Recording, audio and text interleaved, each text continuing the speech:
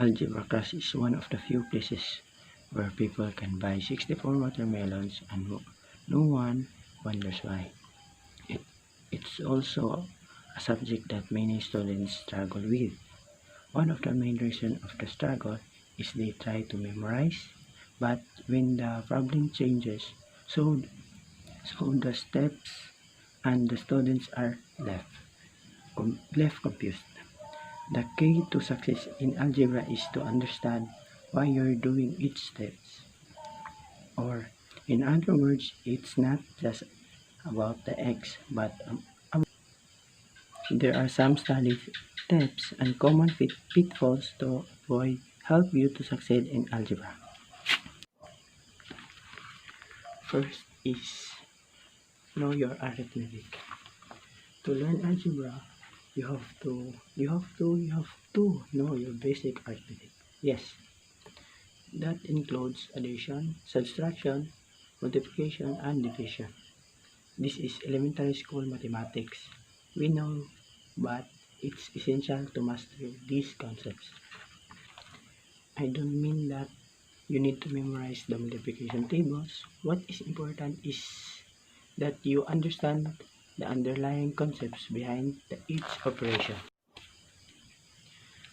such as that multiplying 3 and 4 is equal to 12, or 3 and 4 together 4 times. 3 plus 3 plus 3 plus 3 is equal to 12. Take note, this is may simple, but knowing the meaning of basic arithmetic will be extremely helpful throughout algebra. So make sure to think through these 4 operations. Second is remember pitfalls. The order of operations, you learn it, take a test, then delete from your memory, thinking it won't show up again. Imagine that you are sitting in algebra class, staring at a complicated equation, thinking, how in the world am I going to solve for x? The meaning of pitfalls is P stands for parentheses, E stands for exponent, M stands for multiplication, D stands for division, A stands for addition, and S stands for subtraction. It's your roadmap to a simpler problem. Don't know where to begin? Start with parentheses. Get lost again? Try dealing with an exponent. Next, take care of the multiplication and division. And finally, you add and subtract. Take note, here one thing to watch out for when you use pitfalls that make people miss. After you take care of your parentheses and exponents, you do multiplications and division in order from left to right.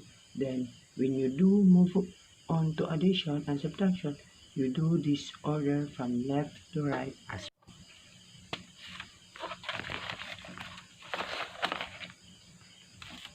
Here's an example of a problem that may seem difficult at first but becomes completely manageable using pitfalls. 5 plus open parentheses 6 divided by 2 times 5 close parentheses to the power of 2 minus 2 plus 3. Using pitfalls, we start out with the expression inside the parentheses. There are no exponents inside the parentheses, so we go next multiplication and division, working from left to right. This means you will do the division first. 6 divided by 2 is equal to 3. Then the other is copy like 5 and negative. Now multiply inside the parentheses. Then copy the 5, 3 times 5 equal to 15. Copy the exponent and copy the subtraction, copy the 2 and plus copy the 3.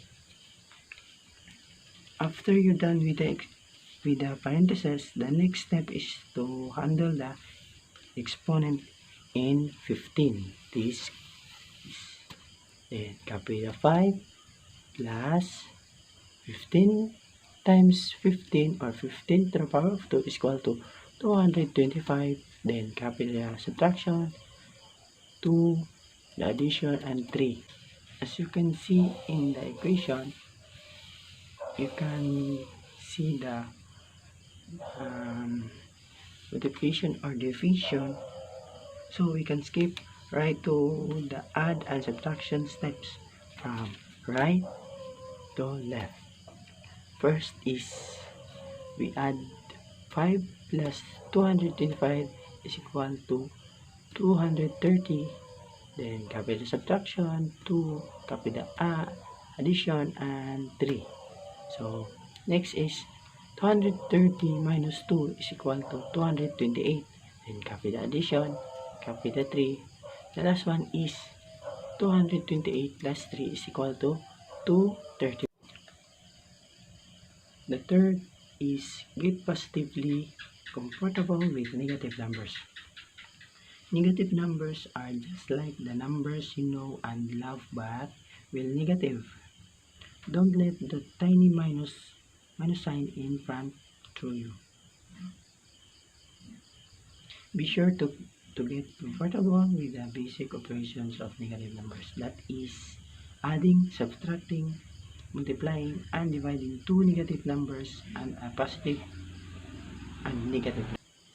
There are some examples here. First is when numbers have the same sign, add them, and keep the original sign. For example, negative 3 minus 5. Or we can write this is negative 3 plus open parenthesis, negative 5 close parenthesis is equal to negative 8.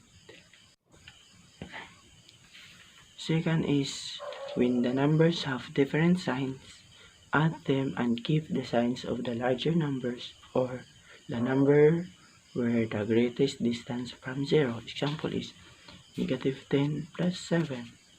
Negative 10 plus 7 is equal to negative 3.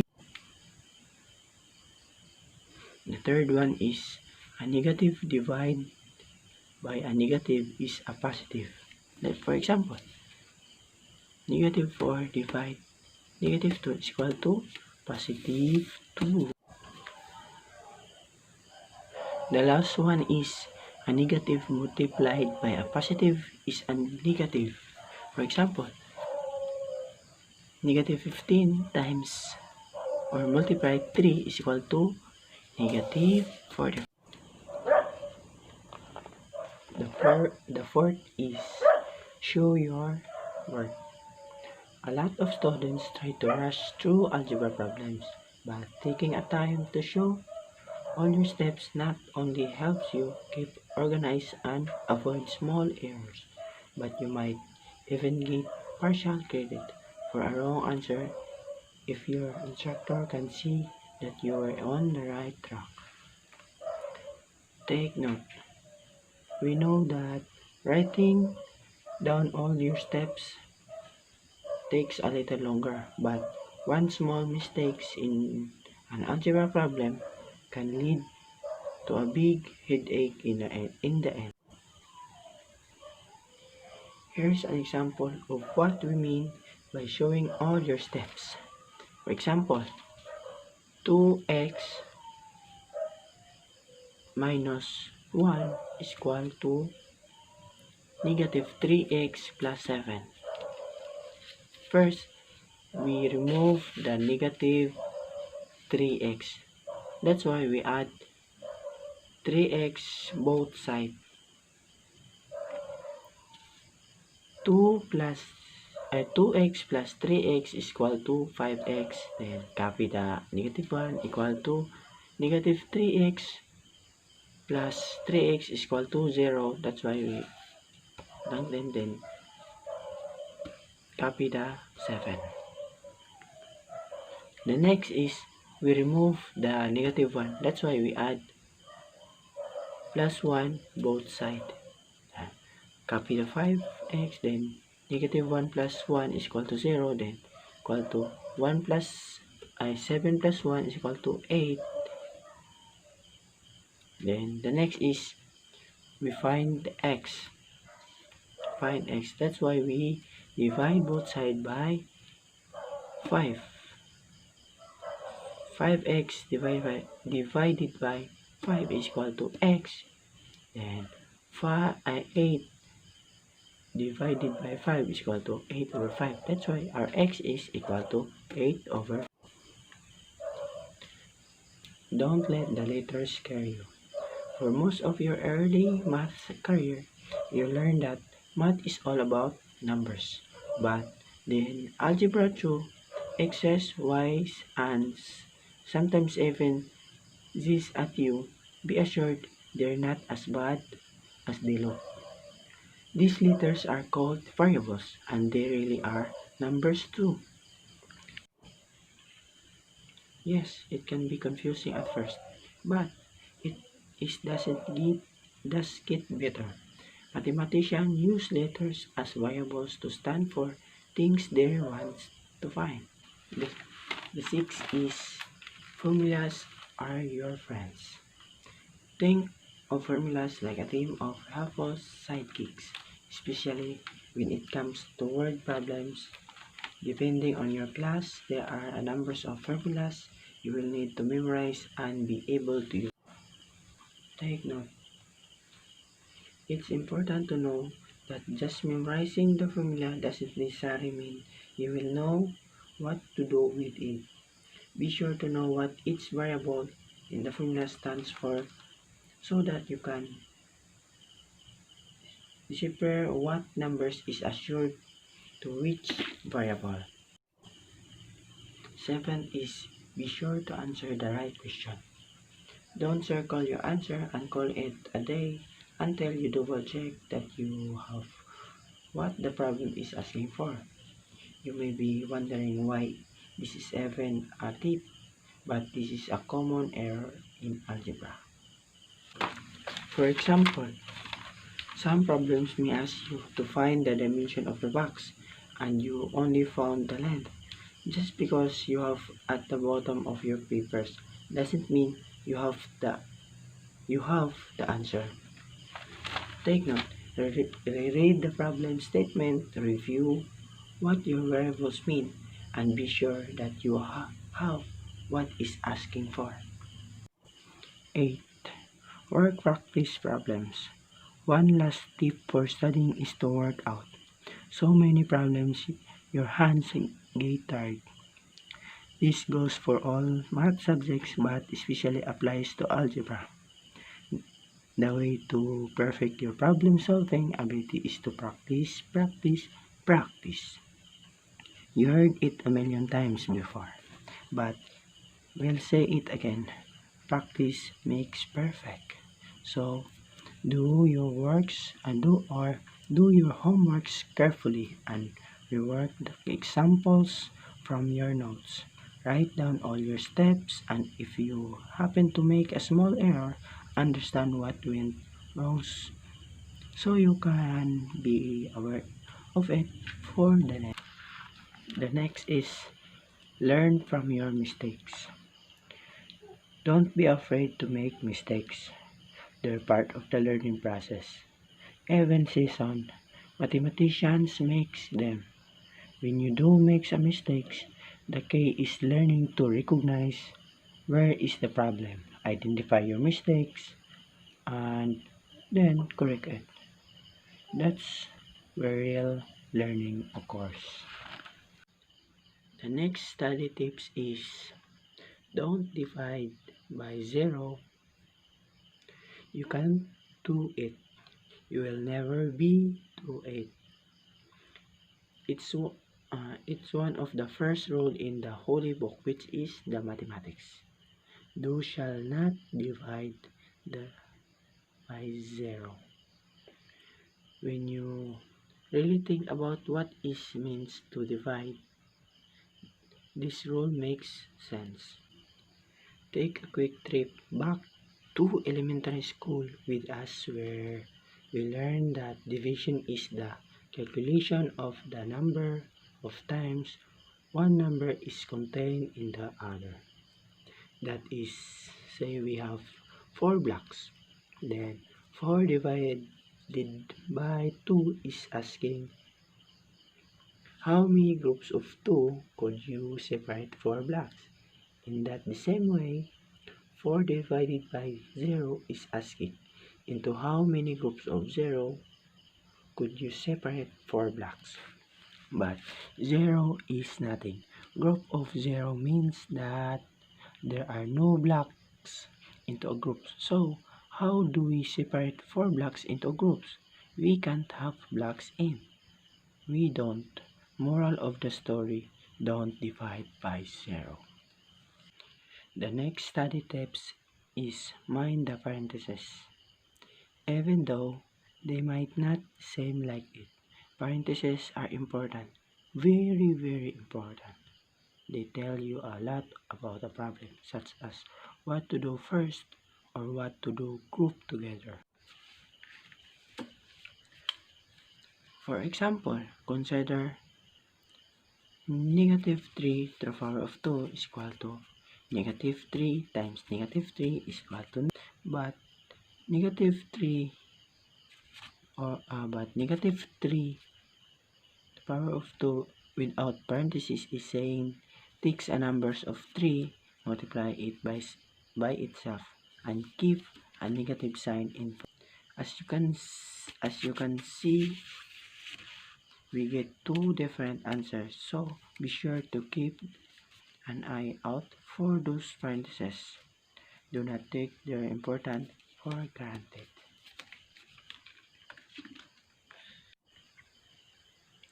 The next study tips is watch your distribution. Here's one of the most common mistakes in a problem like this. X plus y to the power of 2. There's an open parenthesis. Some students distribute the exponent x squared plus y squared. That is very, very wrong.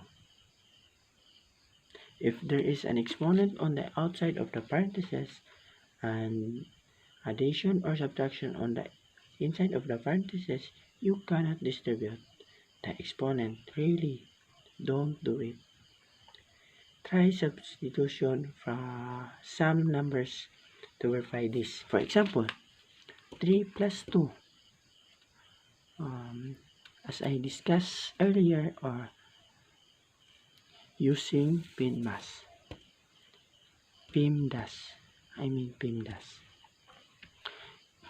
First is using PIMDAS from above. We would first add inside the parentheses 3 plus 2 is equal to 5, then copy the exponent and then handle the handle the exponent to the end up to 5 plus 5 is equal to 25.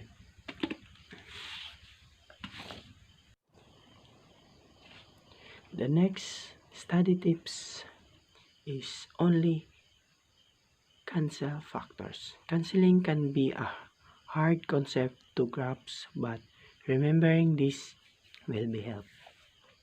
You can only cancel a factors of the numerator with a factor of the denominator if they are exactly the same. A very important part of this sentence is the word factor. To cancel terms, they must be factors. A term is a factor if it is being multiplied by everything in the expression. Here's the quick example. 3x times x plus 3 close parenthesis, open parenthesis, or times x minus 1, close parenthesis, over 3x, open parenthesis, x minus 1, close parenthesis, times open parenthesis, x plus 2, close parenthesis.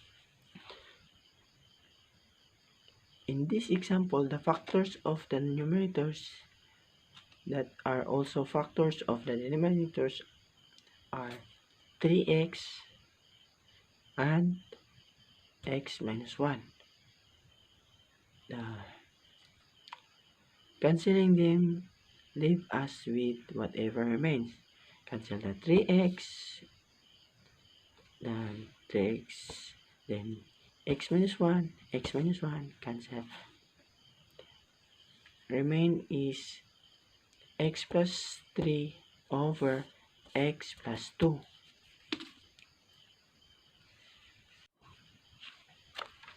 Before moving on, notice one more thing in the rational expression above. We see that there is an x. There's an x.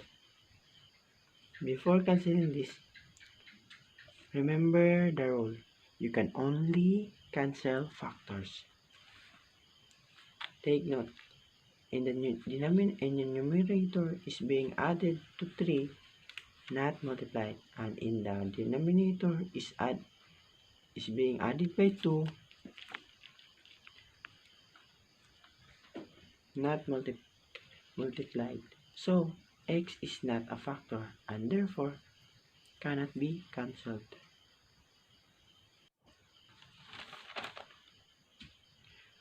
The last one, study tips. Don't forget to distribute. One more quick thing before you leave. If there is an x in front of the parentheses that have addition or subtraction on the inside, that x needs to be multiplied to each term inside the parentheses. If there is a negative sign in front, that needs to be distributed the same way. For example, x times 2x plus 3 equal to 2x squared plus 3x. Here we distributed the x.